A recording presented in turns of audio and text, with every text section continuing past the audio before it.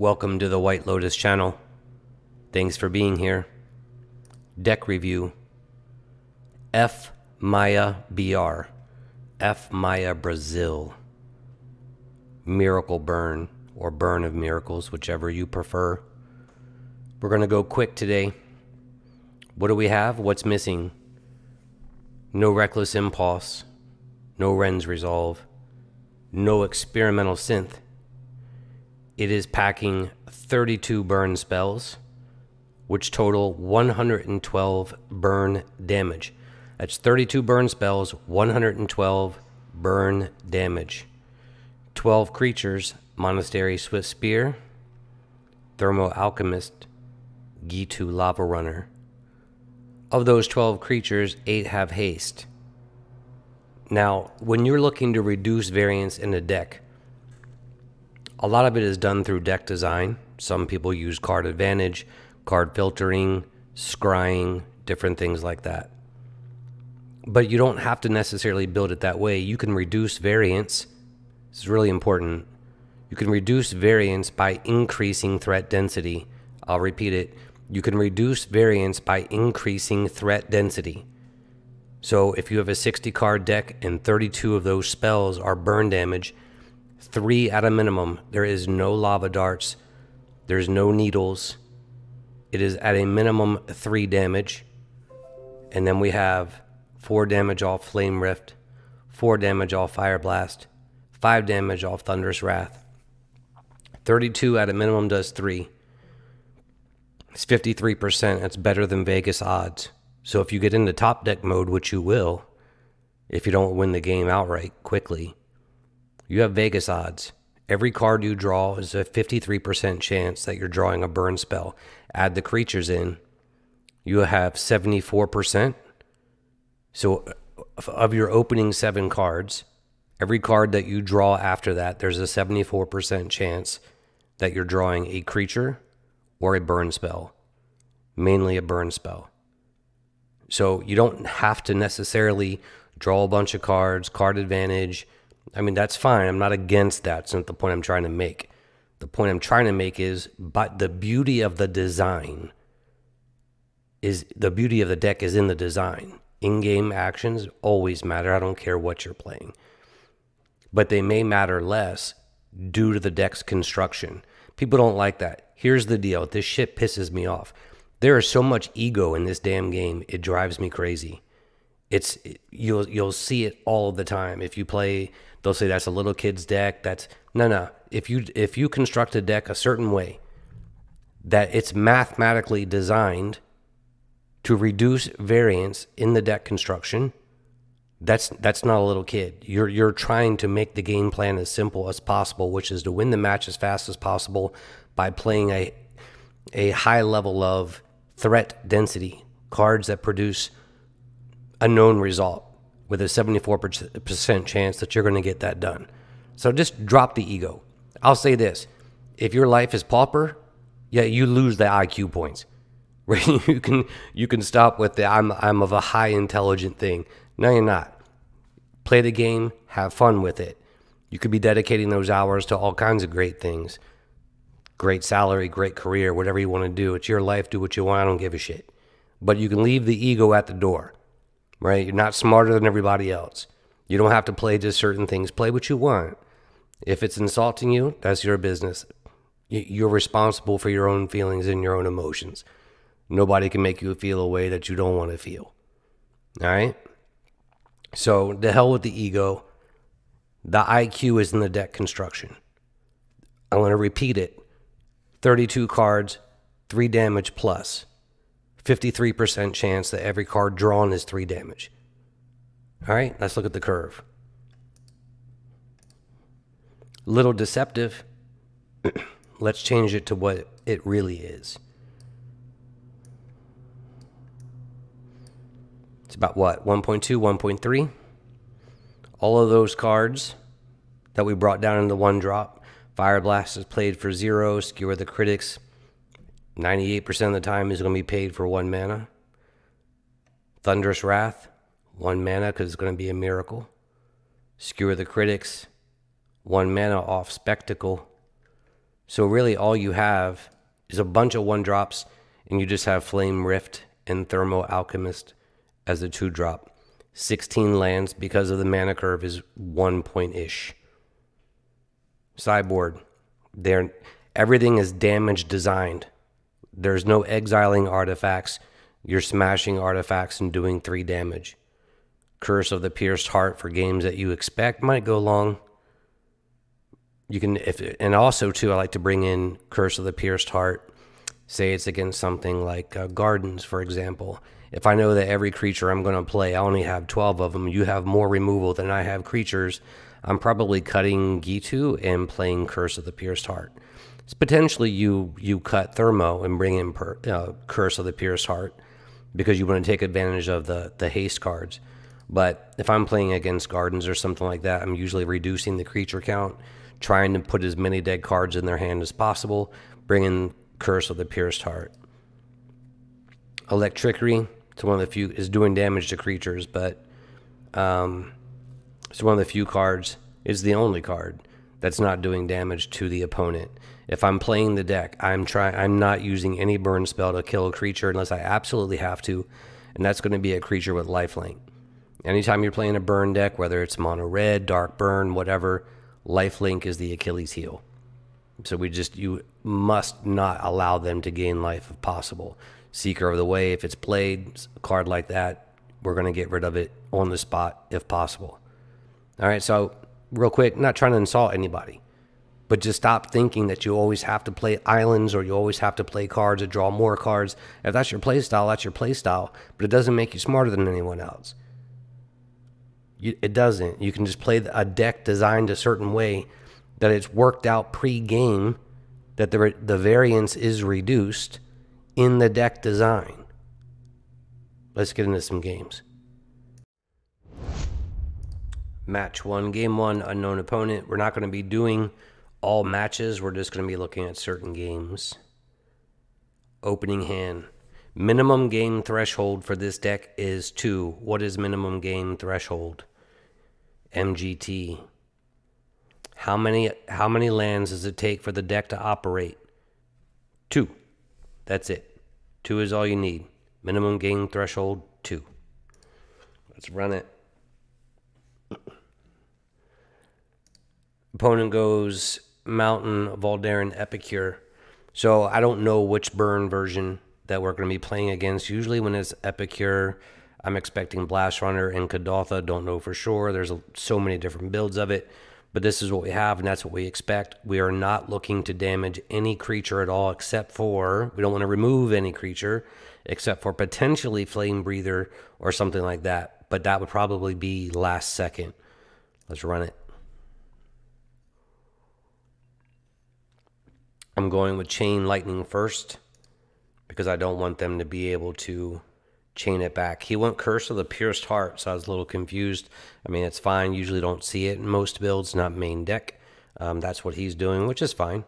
So at this point, I'm thinking he's probably not on Reckless Resolve, Ren's Resolve, Reckless Impulse, things like that. He's probably on the same game plan we are, but unlikely to be the same build. All right, so this is turn 3. Lightning Bolt. Flame Rift. Fire Blast. Turn 3, it's over. Don't waste the spells here. Only if you have to. Let's find another game. Game 2 against a different opponent. We are playing Mono Black Devotion. Playing against Mono Black Devotion. Opening hand is questionable. They do play Chittering Rats. So when you're mulliganing on this deck, Thunderous Wrath is typically the card you're going to put back because you're never getting to 6 mountains, right? That's, well, it's not impossible, but statistically improbable. But we're going to keep this. The deck tends to go a little slow. They run a lot of creature removal. So I've said this numerous times in a lot of different videos. When you're playing a burn deck, you try to keep 10 points of damage in hand, right? So you want 10 points in the opening hand, which we've got plenty of. Double Fire Blast is not great. Thunderous Wrath. The trick here is if we can get to a point where they play Chittering Rats, we're going to put Thunderous Wrath back on top and get it for its miracle cost. Swifty's likely to get 1 point of damage in if lucky. So it's a questionable keep, but again, we're playing the odds, right? 75% chance on the cards that are coming up. So we're going to keep it and see what happens.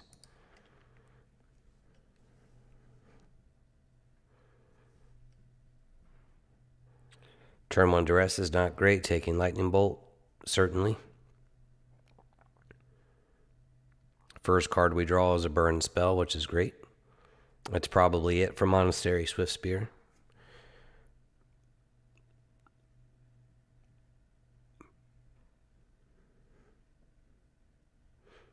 Almost there. We brought in Curse of the Pierced Heart, mainly due to the amount of removal that they have. Chittering Rats was great. Put Thunderous Wrath back on top. That's going to get for 5. Fire Blast in hand is another 4, so that's 9. We only need 1 burn spell after Thunderous Wrath to win the game. It's a math game. It's a deck design thing.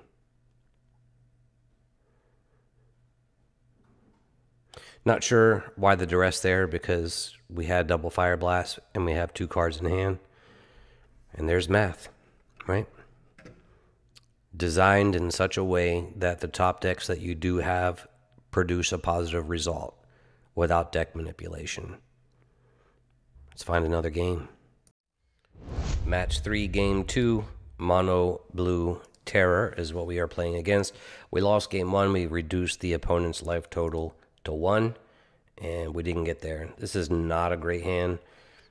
We have to dodge Spell Pierce, Force Spike, probably Hydroblast, Counter Spell.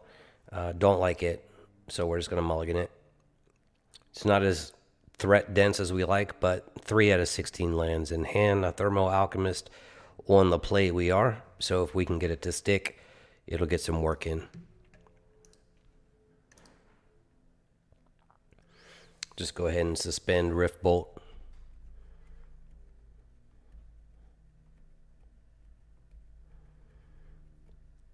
Really want Thermo to stick, but he's got Force Spike, which he used twice in game 1, so we didn't play Thermo on turn 2 because of that reason. Just trying to play around it, which is not something I do very often. Usually it's just jamming it because you're leveraging the threat density of the deck, but there are so many counter spells that they run that that's what we're doing right now.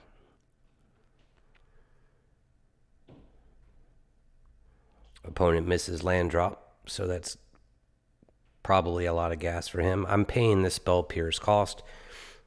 It's, even though I can't play multiple spells this turn, you really can't afford to lose a bunch of spells or have them countered. There's only but so many. And again, even though threat density is to our advantage, you can only do it for so long. And Flame Rift is going to do 8 damage to us as well.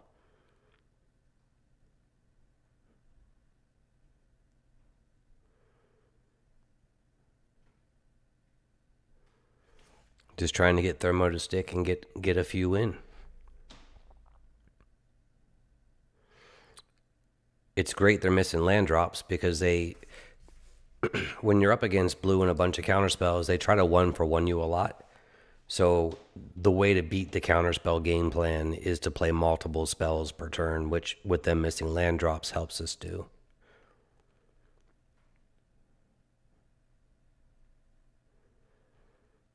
Sure. Flame Rift was probably the better option actually to dodge Dispel, but given that Flame Rift is sorcery, 1 land, I think we get through this. Oh, we rip a Miracle. And that's game.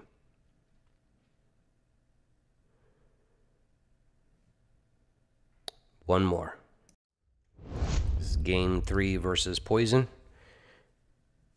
Mulliganing, obviously. No lands in the opener. So when we play against Poison, what are we dodging? We are dodging Weather the Storm if possible, meaning we've got to spread our spells out so they can't take advantage of the storm count. Moment's Peace, which they run, most of them run it, or some of them do for sure. he does because he played it in game 2. It's 1-1 going into game 3. Mainly we're dodging weather. A moment's peace is not really that big of a deal because most of the damage is being done by what? Burn spells. So we're just trying to stack it, take spells, spread them out. Stack them when you can. Like here, we're going to stack it. He's got no mana open, so we'll get in for as much as we can. But we know pretty much that eventually a Weather the Storm is going to hit, and depending on what it hits for, 6 we can get around. When it starts getting 9 to 12 plus, it's pretty difficult. We're going to test it here. Sure.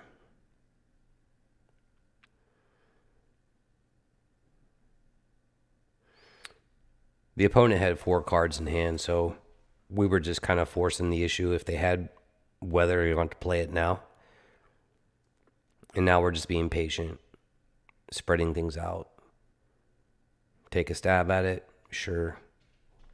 Gain 6. But we have 3 in hand and another off. We have 2 off G2. And they're playing a lot of spells, but not really doing much. That kind of stinks. But that's what you deal with. We'll try to see threat density in action here. 75% chance that each card you draw is a burn spell or a creature with haste.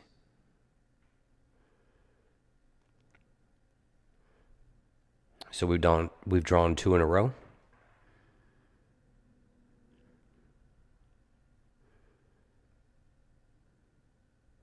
Is that 66%? Drawing that mountain there. And he concedes. Thanks for being here. Hope you enjoyed the video. The meta is what it is right now. The new set might change some things. But have a great weekend. Stay safe. Be well.